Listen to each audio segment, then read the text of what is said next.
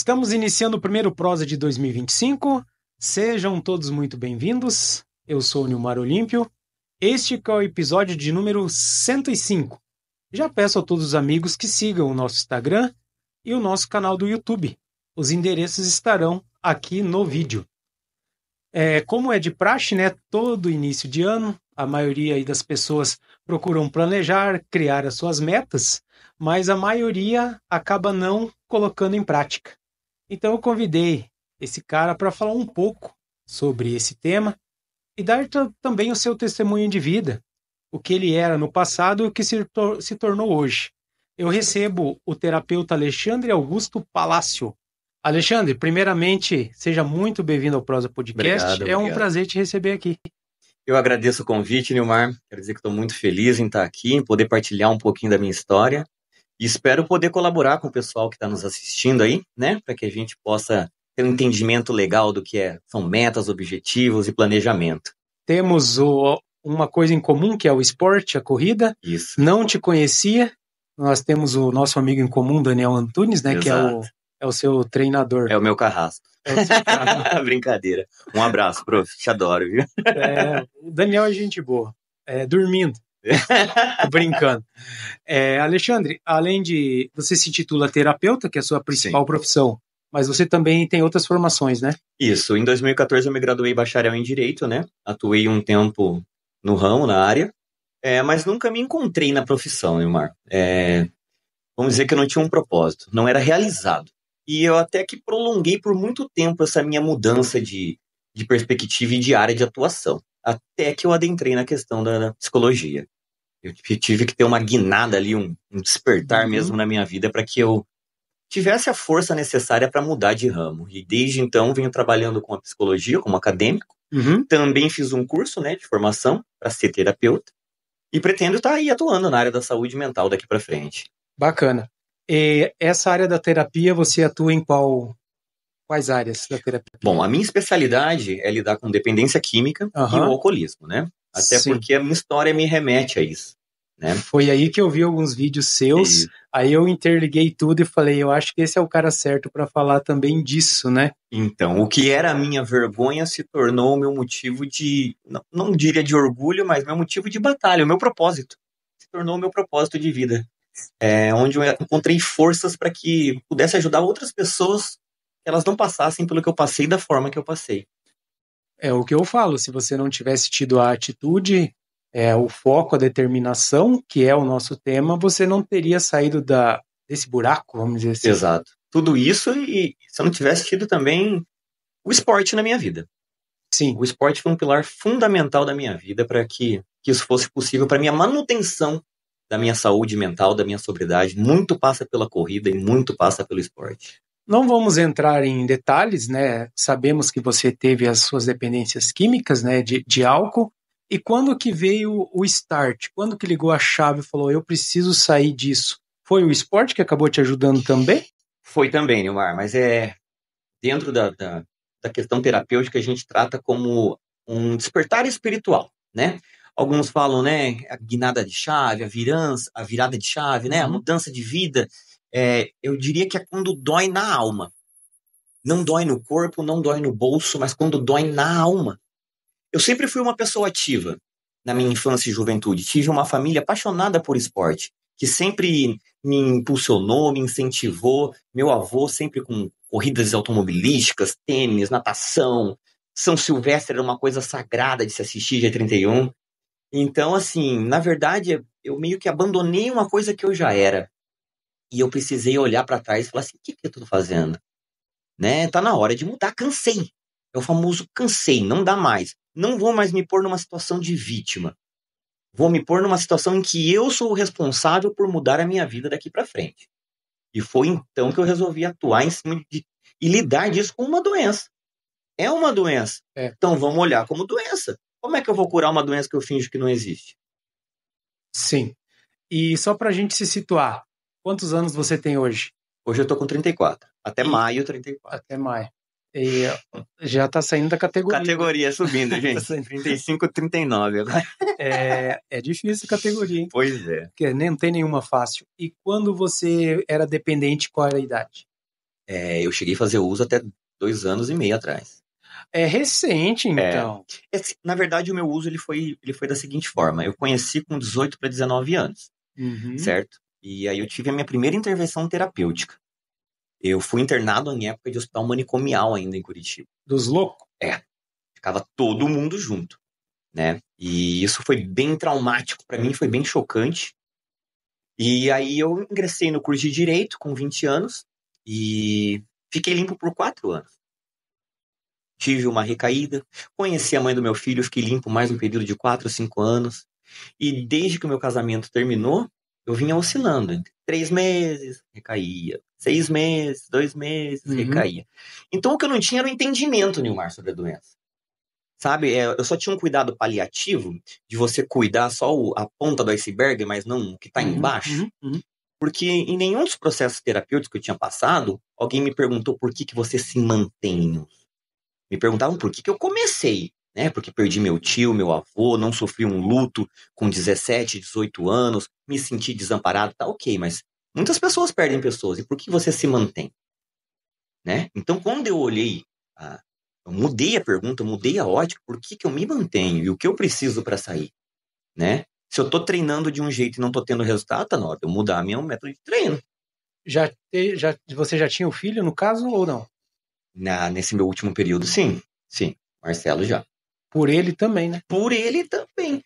E então aí também me veio um outro feeling muito grande, que é o que eu posso cobrar e dar de exemplo para o meu filho. Ou ele pode crescer vendo um pai que bebe, faz uso de alguma coisa e é sedentário, ou ele pode crescer com orgulho do pai, falando, não, meu pai pratica esporte, meu pai é um cidadão de bem, meu pai não tem vícios. E até para eu chegar nele e falar assim, ei, vamos parar que tá errado. Mas quem é você para falar que tá errado? Então, isso teve muito peso para mim. Quando você estava internado, lá o psicólogo te atendia, o psiquiatra, como que era essa didática para você tentar sair disso? Tinha isso? Escreva o que você quer. Na sua opinião, como que você fala com os seus pacientes? Por exemplo, eu tenho a minha meta e o meu objetivo. Sim. Eu tenho que escrever. Você, Sim. a partir de hoje, eu não quero mais saber disso. Sim. Nós temos uma coisa muito forte, eu passei, que se chama hábitos, pessoas e lugares, né? Então a gente chega e vai fazendo meio que uma retrospectiva. Quais eram meus hábitos, as pessoas ao meu redor e os lugares que eu frequentava. A partir daí eu já vou podendo reparar, né? Hábitos, pessoas e lugares que não cabem mais na minha vida, né? Então uma coisa que eu hoje tenho muito claro para mim, eu passei 16 anos sem me entender. Não que eu passei 16 anos em uso, mas sem me compreender, porque eu nunca aceitava o fato de que 1 mais 1 é 2 sempre. E eu sempre tentava, quando eu saía depois de um processo terapêutico, fazer as mesmas coisas de antes. Tomar uma de vez em quando, e frequentar um lugar assim de vez em quando, e ter amigo que é ligado, né, na vida torta de vez em quando, mas não tem como. 1 mais 1 vai dar 2. Então é isso. O entendimento que os psicólogos trabalharam, e que eu procuro trabalhar como terapeuta cuida com hábitos, pessoas e lugares. Hábitos, pessoas e lugares. Porque é daí que você vai tirar algo muito próximo daquilo que... Quais são suas metas, seus objetivos atuais? O que você está frequentando? Com quem você está frequentando?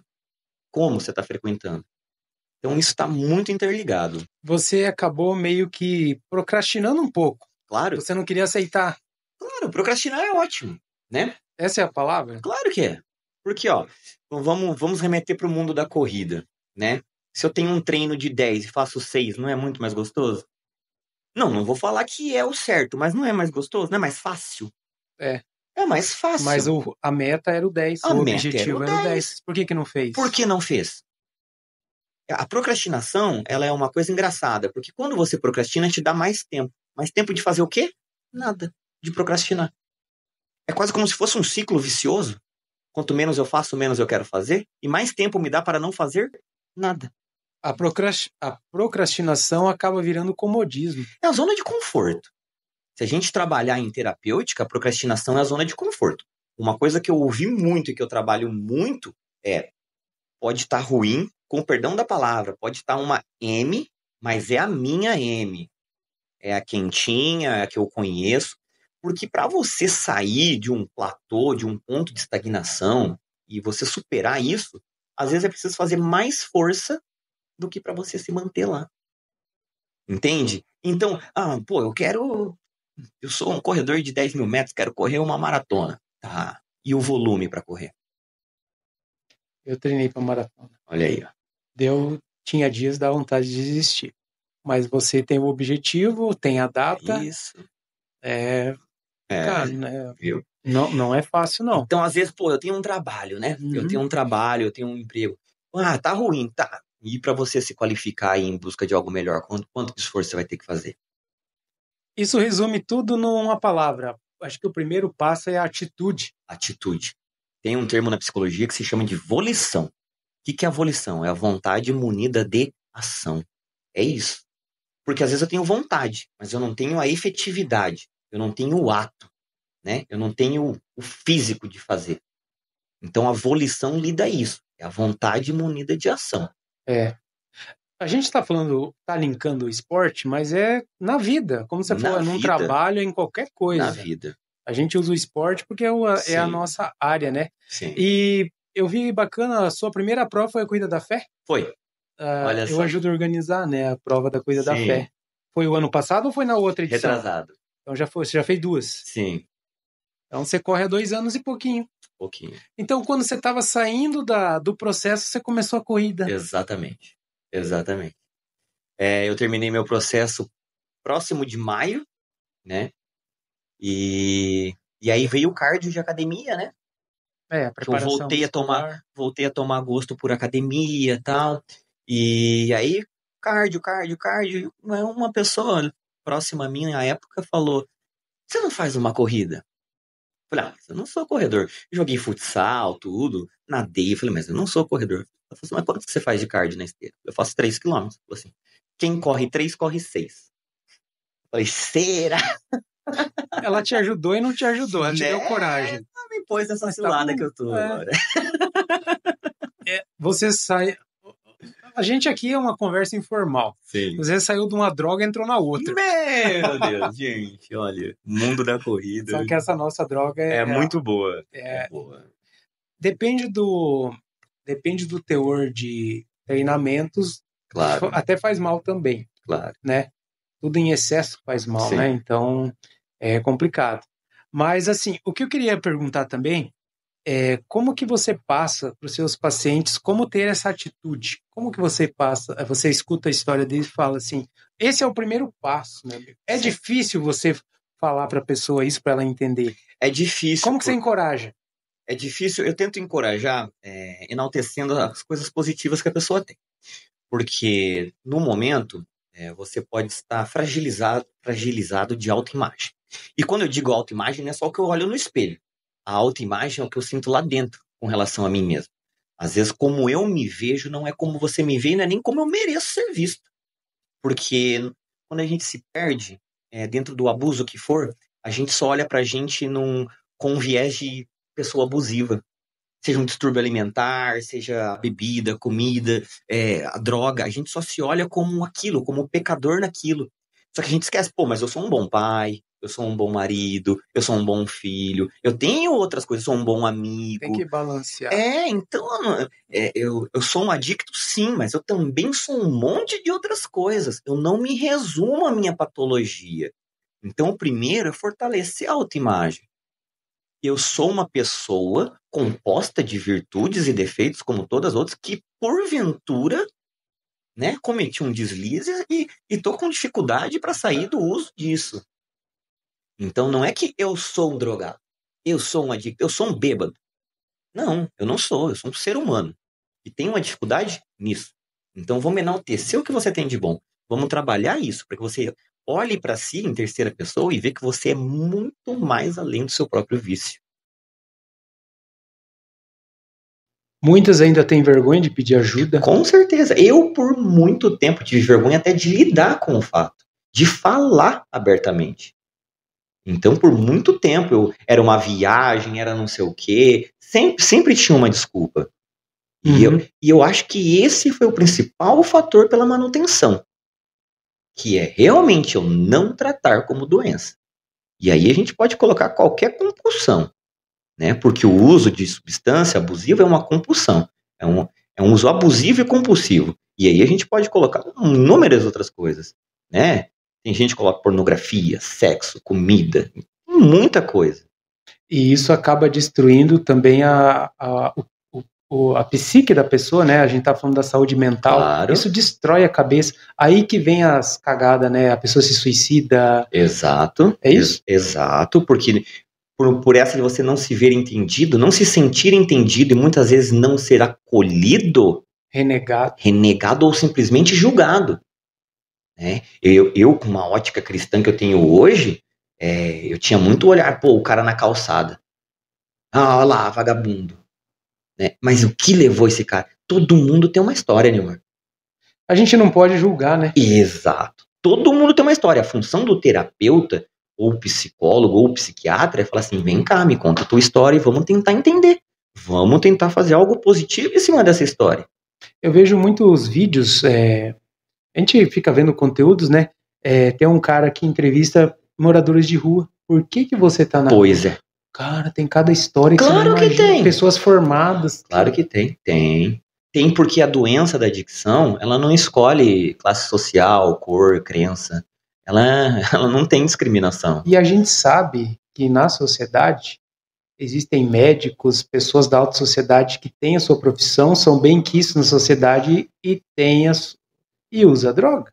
Claro, em todos os meios vão ter pessoas. Que a gente nem imagina. Nem imagina. Por isso que NA e AA, que eu acho louvável o programa de Narcóticos Anônimos e Alcoólicos Anônimos. O primeiro passo é o quê? Aceitação. Aceitar que eu sou impotente perante algo. Sim. Tudo na vida que você trabalhar com humildade e aceitação, falar assim, aqui eu tenho um problema. Se tenho, o que eu faço? Trabalho ele. E como a psicologia, como que você coloca a psicologia nesse meio, tanto do esporte, porque o nosso esporte é cabeça, né? Muito. Tem muita gente fraca de cabeça no nosso esporte, ou ela vai correr só porque vai alguém junto, Sim. Ou hoje eu não vou correr porque tá quente, eu não vou correr porque tá frio. Exato. A cabeça manda nela. Manda. Você viu a entrevista do melhor brasileiro na São Silvestre, o que ele falou? O quarto colocado do Agora, geral? por último, eu vi, mas as palavras dele não... ele trabalhou muito a parte psicológica. O que você mais trabalhou? Ele falou, o que eu mais trabalhei foi a minha parte psicológica. Isso há muito tempo já está sendo focado nos atletas, né? Sim, porque realmente é isso que você falou. Eu costumo falar, cuida com o que você fala, cuida com o que você pensa, porque tem poder. Se você contar uma história por muitas vezes, por mais que essa história não seja verdade, você passa a acreditar nela. Então, só assim, eu não sou bom pra isso, eu não sou bom pra isso, eu não sou bom pra isso. Adivinha só, vai virar uma verdade pra você. Eu sou um derrotado, eu sou um derrotado, eu sou um derrotado. Adivinha o que vai vir? Derrota, porque na sua cabeça, na sua psique, você colocou isso como uma afirmação verdadeira. Então, cuida com as verdades absolutas que você tem na vida. Não tenha verdades absolutas. Não tem nada demais em você sempre dar uma revisada. Mas será que eu gosto mesmo disso? Será que eu sou mesmo isso? Troca um pouquinho. Troca! Por que eu mudei de área? Porque eu tive essa capacidade de conseguir olhar e falar assim, será que é isso que eu quero? As palavras têm poder. Tem muito poder. Então daí eu vejo muito isso pra mim, né, na questão da corrida e da minha preparação física, que se eu ficar falando eu não vou, eu não gosto, eu não quero, é batata, vai dar ruim, eu não vou conseguir render. E hoje, mais do que nunca, a importância da pessoa que quer começar a correr procurar uma ajuda, um treinador pelo menos. Claro, porque eu só recentemente, né, tenho a orientação do Daniel, eu por muito tempo busquei informações sozinho. E eu não sabia dividir a questão do planejamento. Em vários momentos eu mais me cansei do que evoluir para conciliar hipertrofia e fortalecimento com isso. Então eu diria que uma coisa é seu objetivo. Vamos distinguir. Objetivo é algo. Meta é outra coisa. Né? Porque objetivo eu posso ter a curto, médio e longo prazo. Qual o seu objetivo? Eu quero correr. Eu quero correr. Qual a sua meta? A São Silvestre. É isso? Basicamente. Ou vamos lá, o principal objetivo que as pessoas buscam corrida, melhorar o condicionamento físico, saúde e bem-estar, beleza? Beleza. Então tá, qual é a minha meta? Completar uma prova. De quanto? De 5.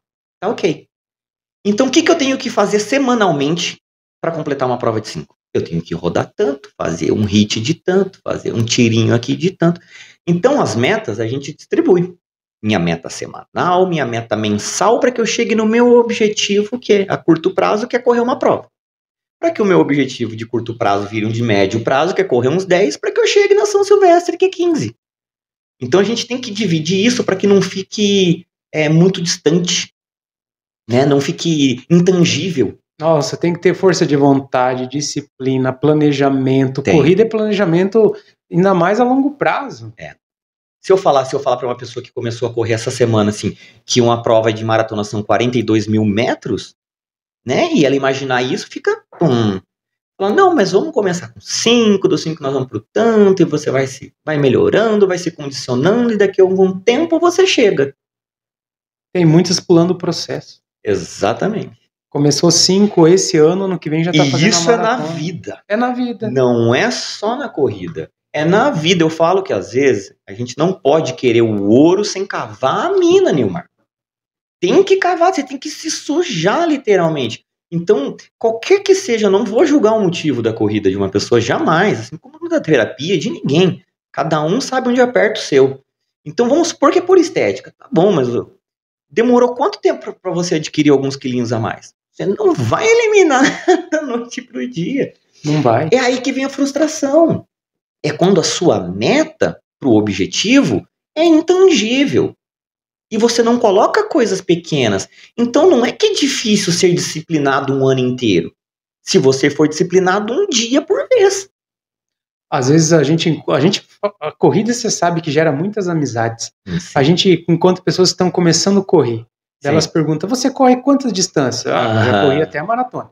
E quais os tempos? Eu falei, não, pra mim é impossível. Eu falei, mas eu já tô 15 anos nisso, né? Isso, é diferente. Você já quer começar... É diferente.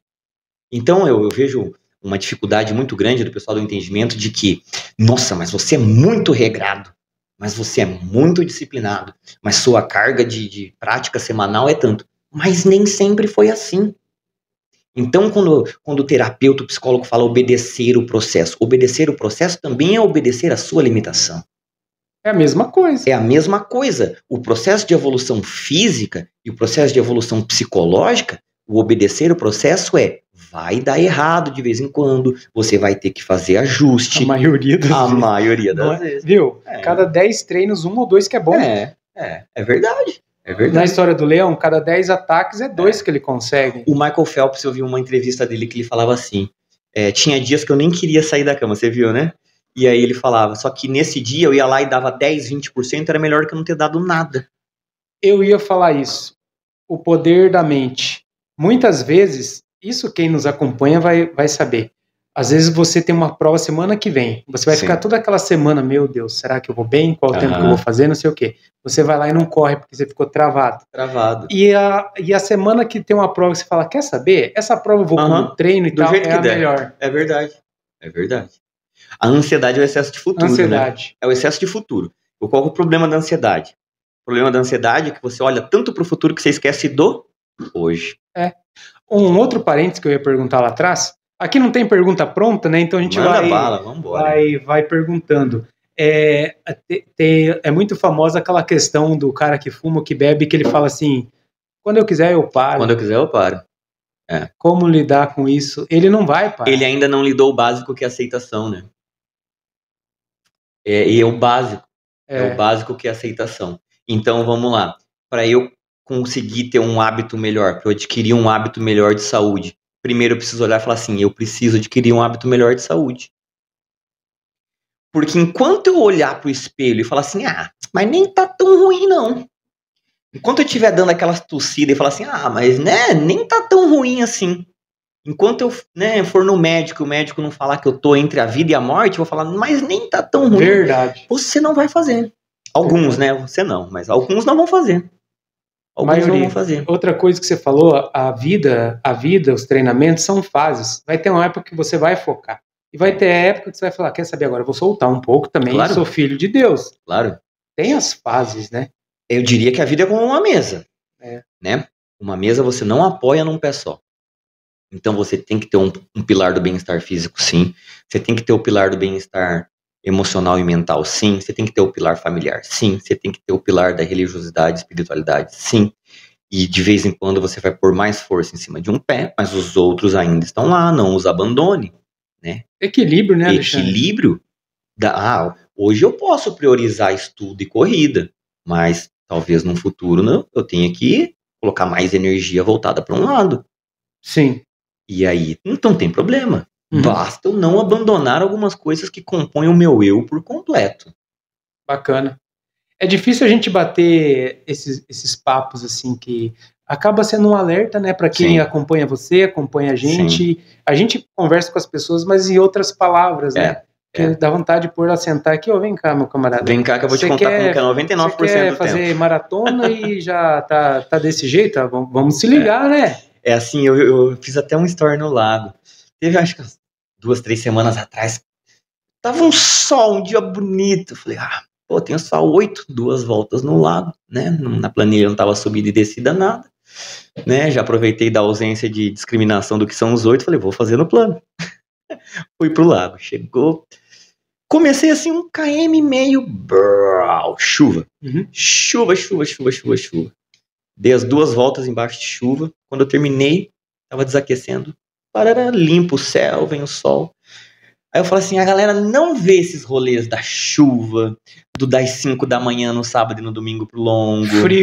Do frio. Quem correu a prova da Porti viu aquele frio que tava de 3 graus, a galera correndo. E aí, às vezes, a pessoa se prende na imagem de você no pódio. Ou no seu pace. Não sabe o que tá acontecendo, né? E não é? Aqui todo mundo tá assistindo eu e você de frente, mas não sabe o processo que passa atrás, né? Exatamente. Então, talvez a minha grande mudada para eu vir para terapia, para eu vir para psicologia, querer trabalhar essas questões tem um atrás também. Assim como tem algo por trás de todo atleta, tem algo por trás de um ser humano. Então dá pra gente contar, dá pra gente tirar boas lições de qualquer coisa que aconteça na vida da gente, se a gente olhar com a ótica certa. E não vamos nos ater à internet, tá? Que muitas pessoas estão ali postando coisas que todo mundo é bonito e feliz na internet. Ali os blogueiros são os melhores corredores que tem. É verdade. Como pode, né? Mas esse é um outro assunto, não vamos entrar nisso. Outra coisa bacana é que você também divulga essas histórias nas suas redes lá. Você disse que tem o TikTok, tem o canal do YouTube, né? Isso. É nichado para ajudar essas pessoas. É uma partilha pessoal, em primeira pessoa, né? Vamos fazer mais conteúdo, pô. Tá na hora de eu voltar. Eu vou produzir agora os conteúdos mais voltados com a questão de linkar com a psicologia. Não falar tanto o meu eu, né? Mas tentar dar dicas psicológicas.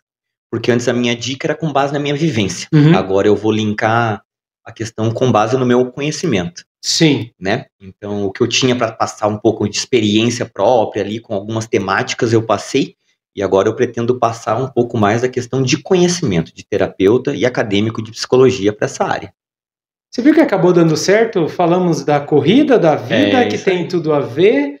É isso aí. Resumindo, vai atrás da sua meta, do seu objetivo, faça o seu planejamento. Claro. O ano está começando, né? Então nunca... E mesmo que não tivesse, mesmo que fosse dezembro, não é tarde. Estabeleça uma meta de curto, médio, longo, algo palpável, né? Não é hoje eu dormi assim, amanhã eu vou acordar e Usain Bolt. Não é hoje eu tô comendo assim, amanhã eu só como salada e bebo chá verde. Não. Algo palpável, porque toda mudança abrupta e drástica é difícil da gente sustentar. Então, para que um planejamento seja eficaz, ele tem que ser possível. Sim. Seja para a corrida, seja para a profissão, para o estudo. Ele tem que ser possível e dividido em curto, médio e longo prazo. Top. Alexandre, o tempo é curto aqui, mas com certeza acho que teremos outras oportunidades. Se Deus quiser. Não te conhecia, agora já criamos uma amizade e vou marcar uma corridinha com você no lago. Vamos ver do que você é capaz. Meu irmão. Valeu, muito obrigado. Obrigado, viu? Obrigado. Pessoal, esse foi o primeiro episódio do PRO de 2025. Espero que tenham gostado. Curta, compartilhe o vídeo e até o próximo. Valeu, gente. Um abraço. Até mais. Eu já vou pedir para ele tirar a foto nossa da capa do YouTube.